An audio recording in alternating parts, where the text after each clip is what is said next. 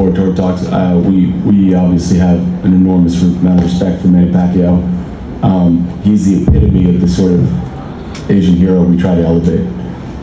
That's a Filipino athlete that's a global name, and we want to do that in basketball. The PBA is our partner. It's always been our partner. They are doing a lot of creative and innovative things this season, and I think they're going to do a lot more going forward. So our partnership and our plans are all with the PBA, and in terms of how that develops, whether expansion teams that they have or whether guest teams that they have or whether we add more teams, I think you'll see more stuff to come. But in terms of our agreement with both FIBA and the Philippines, it's with the PBA.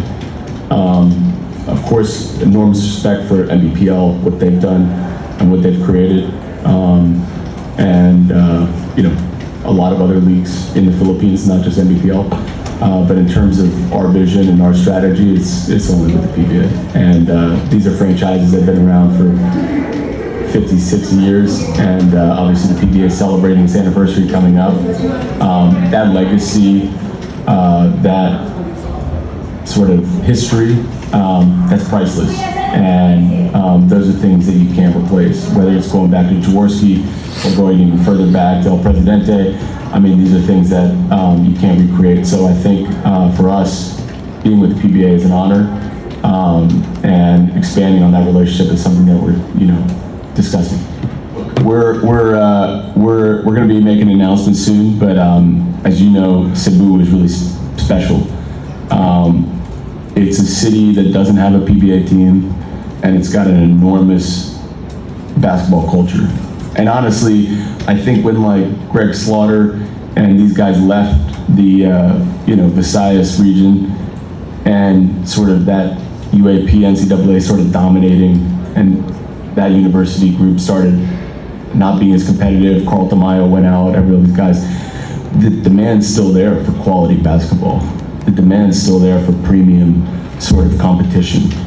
So for us, it was a natural choice. You look at this city, great venues, great hotels, great place to invite people from all around Asia to be. And then obviously they have the SM mall or arena coming up. So we're really excited about Cebu, and we think it's an extremely untapped market to be playing in and to be celebrating basketball in.